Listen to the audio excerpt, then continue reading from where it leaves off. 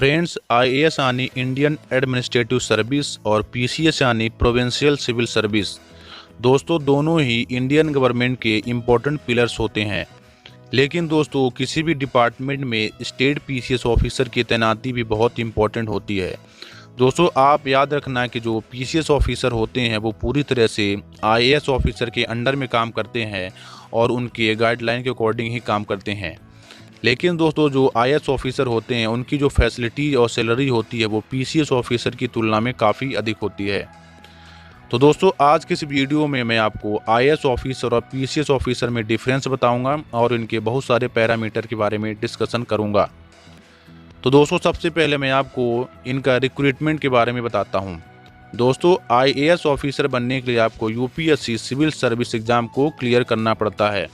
दोस्तों, हर साल Indian government के द्वारा यूपीएससी एग्ज़ाम को कंडक्ट करवाया जाता है, जिसमें लाखों कैंडिडेट पार्टिसिपेट करते हैं। और दोस्तों, सभी जो कैंडिडेट होते हैं उनके लिए एक कॉमन क्वेश्चन पेपर होता है, कॉमन सिलेबस होता है और दोस्तों उन सभी के लिए एक एग्ज़ाम पैटर्न भी कॉमन ही होता है। वहीं दोस्तों, जो पीसीएस ऑफिसर होते हैं वो स्टेट पीएससी एग्ज़ाम को क्रैक करने के बाद बनते हैं। लेकिन दोस्तों, हर एक स्टेट का अपना अलग अलग सिलेबस होता है, अलग अलग एग्ज़ाम पैटर्न होता है और हर एक स्टेट का अपना अलग अलग क्वेश्चन पेपर भी होता है। दोस्तों, यदि हम आईएएस और पीसीएस की अपॉइंटमेंट के बारे में बात करें दोस्तों, तो जो आईएएस ऑफिसर होते हैं वो सेंट्रल गवर्नमेंट के द्वारा अपॉइंट किए जाते हैं, स्पेशली दोस्तों प्रेसिडेंट के द्वारा अपॉइंट किए जाते हैं। और दोस्तों, आईएएस ऑफिसर डायरेक्टली मिनिस्ट्री या पर्सनल के अंडर में आते हैं, जो कि प्राइम मिनिस्टर ऑफ इंडिया के अंडर में आती है। वहीं दोस्तों, मैं पीसीएस ऑफिसर के बारे में बात करूं दोस्तों, तो पीसीएस ऑफिसर स्टेट गवर्नर्स के द्वारा अपॉइंट किए जाते हैं। और दोस्तों, पीसीएस ऑफिसर स्टेट के जो मिनिस्ट्री या पर्सनल होता है उसके अंडर में आते हैं। और दोस्तों, वह मिनिस्ट्री डायरेक्टली चीफ मिनिस्टर के अंडर में आती है। दोस्तों, यदि पावर एंड रिस्पॉन्सिबिलिटीज़ के बारे में बात करें दोस्तों, तो किसी भी डिपार्टमेंट का जो हेड होता है वो एक आईएएस ऑफिसर होता है। और दोस्तों, मैं आपको बता दूं कि जो पीसीएस ऑफिसर होते हैं वो भी किसी डिपार्टमेंट में पूरी तरह से तैनात किए जाते हैं। लेकिन दोस्तों, वो पूरी तरह से आईएएस ऑफिसर के अंडर में आते हैं और उनके गाइडलाइन के अकॉर्डिंग ही काम करते हैं। दोस्तों, किसी भी डिपार्टमेंट का जो इम्पोर्टेंट और बड़ा डिसीजन होता है वो बिना आईएएस ऑफिसर की अप्रूवल के पास नहीं होता। और दोस्तों, मैं आपको बता दूँ कि जो पीसीएस ऑफिसर होते हैं उनके पास भी कुछ डिसीजन मेकिंग अधिकार होते हैं। कुछ स्पेशल केसेस होते हैं जहां पे दोस्तों आईएएस ऑफिसर की बजाय पीसीएस ऑफिसर को चीफ मिनिस्टर से परमिशन लेनी पड़ती है। और दोस्तों, चीफ मिनिस्टर से परमिशन लेने के बाद उनके पास भी एक ऐसी पावर आ जाती है कि वो फ्रीली काम कर सकते हैं और अपने अधिकारों को पूरी तरह से यूज कर सकते हैं। लेकिन दोस्तों, किसी डिपार्टमेंट का जो छोटा मोटा डिसीजन होता है वो पीसीएस ऑफिसर बिना आईएएस ऑफिसर के डिसीजन के बिना उसे पास नहीं कर सकता है। दोस्तों, ये हो गया पावर एंड रिस्पॉन्सिबिलिटी। दोस्तों, यदि मैं ट्रांसफ़र की बात करें दोस्तों, तो जो आईएएस ऑफिसर होते हैं वो एक स्टेट में काम करने के बजाय देश के हर एक स्टेट में काम कर सकते हैं इंटर चेंज डिपार्टमेंट के अकॉर्डिंग।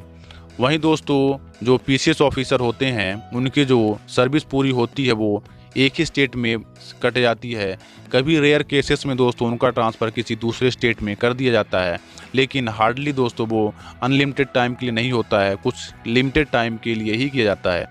वहीं दोस्तों, आईएएस ऑफिसर एक स्टेट में एक देश में काम करने के अलावा किसी भी आईएएस ऑफिसर को जो तैनाती होती है वो विदेशों में भी की जा सकती है।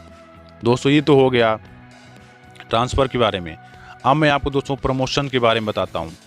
दोस्तों, जो आईएएस ऑफिसर के लिए सिलेक्ट किया जाता है इनिशियली उसे एसडीएम के लिए तैनात किया जाता है। और दोस्तों, जो आईएएस ऑफिसर की जो लास्ट पोस्ट है वो है कैबिनेट। यानी दोस्तों, जो आईएएस के लिए सिलेक्ट होगा वो एसडीएम से लेकर कैबिनेट तक पहुंच सकता है। और दोस्तों, आईएएस ऑफिसर जो होते हैं वो 5 से 6 साल में डीएम पोस्ट तक भी पहुँच जाते हैं। यानी इस प्रकार दोस्तों, जो आईएएस ऑफिसर होते हैं उनका जो प्रमोशन होता है वो टाइमली होता है। वहीं दोस्तों, जो पीसीएस ऑफिसर होते हैं वो लगभग 10 से 12 साल में एक आईएएस ऑफिसर बनते हैं और उनका जो प्रमोशन होता है वो आईएएस ऑफिसर की तुलना में काफ़ी कम होता है। दोस्तों, जब एक पीसीएस ऑफिसर 10-12 साल में आईएएस ऑफिसर बनता है तो ऐसे हम ऑफिसरों को प्रमोटी आईएएस ऑफिसर कहते हैं, जिसके लिए दोस्तों किसी भी पीसीएस ऑफिसर को यूपीएससी द्वारा कंडक्ट इंटरनल एग्ज़ाम को पास करना पड़ता है। और दोस्तों, एग्ज़ाम पास करने के अलावा उसे इंटरव्यू क्लियर करना पड़ता है, तब कहीं वो जाके एक आईएएस ऑफिसर बनता है। फ्रेंड्स, अब मैं आपको आईएएस और पीसीएस की सैलरी के बारे में बताता हूं। दोस्तों, किसी भी आईएएस ऑफिसर की जो सैलरी होती है वो सेंट्रल गवर्नमेंट के द्वारा डिसाइड की जाती है, लेकिन दोस्तों उसे देने का काम स्टेट गवर्नमेंट करती है। दोस्तों, आप याद रखना कि एक आईएएस ऑफिसर की तैनाती किसी भी स्टेट में हो सकती है, लेकिन दोस्तों सभी आईएएस ऑफिसरों की जो न्यूली सेलेक्ट किए गए हैं उनकी जो बेसिक सैलरी होगी वो सेम ही होगी। हाँ, ये बात अलग है कि हर एक स्टेट का अपना अलग अलग अलाउंसेस होता है, तो वो अलाउंसेस अलग हो सकता है, लेकिन दोस्तों जो आईएएस ऑफिसर की जो बेसिक रहेगी वो सेम ही रहेगी। अब मैं आपको स्टेट पीसीएस ऑफिसर के सैलरी के बारे में बात करूं दोस्तों, तो पीसीएस ऑफिसर को सैलरी देने का काम स्टेट गवर्नमेंट के द्वारा किया जाता है, लेकिन दोस्तों स्टेट पीसीएस ऑफिसर जो रहते हैं वो भी अलग अलग स्टेट में रहते हैं, तो दोस्तों उनका भी जो सैलरी होती है, जो अलाउंसेस रहते हैं वो अलग अलग ही रहते हैं। दोस्तों, इस प्रकार से सैलरी एंड फैसिलिटीज़ के बारे में बात करूं दोस्तों, तो आईएएस और पीसीएस ऑफिसर की सैलरी और फैसिलिटी में काफ़ी फ़र्क होता है। दोस्तों, अब मैं आपको आईएएस और पीसीएस ऑफिसर की डिस्प्यूट रिजोल्यूशन के बारे में बात करूंगा। दोस्तों, जो आईएएस ऑफिसर रहते हैं उनका जो डिस्प्यूट रिजोल्यूशन होता है वो सेंट्रल गवर्नमेंट के द्वारा इस्टेब्लिश सेंट्रल एडमिनिस्ट्रेटिव ट्राइब्यूनल के अकॉर्डिंग किया जाता है। वहीं दोस्तों जो पीसीएस ऑफिसर रहते हैं उनका जो डिस्प्यूट्स रिजोल्यूशन किया जाता है वो स्टेट एडमिनिस्ट्रेटिव ट्रिब्यूनल के अकॉर्डिंग किया जाता है, लेकिन दोस्तों हर एक स्टेट में एसएटी स्टेट एडमिनिस्ट्रेटिव ट्रिब्यूनल नहीं होता है, इसलिए दोस्तों दो स्टेटों को मिलाकर एक एसएटी बना दिया जाता है। इस प्रकार दोस्तों अब मैं आपको बताऊंगा कि जो आईएएस और पीसीएस ऑफिसर रहते हैं उनका रिमूवल और सस्पेंशन कैसे होता है। दोस्तों, आप याद रखना कि किसी भी आईएएस ऑफिसर को कोई भी स्टेट गवर्नमेंट उसे उसकी नौकरी से निकाल नहीं सकती है। अब चूंकि दोस्तों आईएएस ऑफिसर स्टेट गवर्नमेंट के अंडर में काम कर रहे हैं, इसलिए दोस्तों स्टेट गवर्नमेंट के पास ये पावर होती है कि वह उसे ट्रांसफ़र कर सकता है, उसका सस्पेंड कर सकते हैं, लेकिन दोस्तों आईएएस ऑफिसर को कोई भी स्टेट गवर्नमेंट उसे उसकी नौकरी से नहीं निकाल सकते हैं। लेकिन दोस्तों जो पीसीएस ऑफिसर होते हैं वो स्टेट गवर्नमेंट के अंडर में कार्य करते हैं, इसलिए दोस्तों स्टेट गवर्नमेंट के पास ये पावर होती है कि वह स्टेट जो पीसीएस ऑफिसर होते हैं उसे उनकी नौकरी से निकाल सकती है, उसे सस्पेंड कर सकती है और उनका ट्रांसफ़र भी कर सकती है। फाइनली दोस्तों जो आईएएस ऑफिसर रहते हैं वो पीसीएस ऑफिसर की तुलना में काफ़ी पावरफुल होते हैं, उनको काफ़ी ज़्यादा सैलरी एंड फैसिलिटीज़ प्रोवाइड की जाती है। उनकी जो पावर एंड रिस्पॉन्सिबिलिटीज़ होती है वो पीसीएस ऑफिसर की तुलना में काफ़ी अधिक होती है।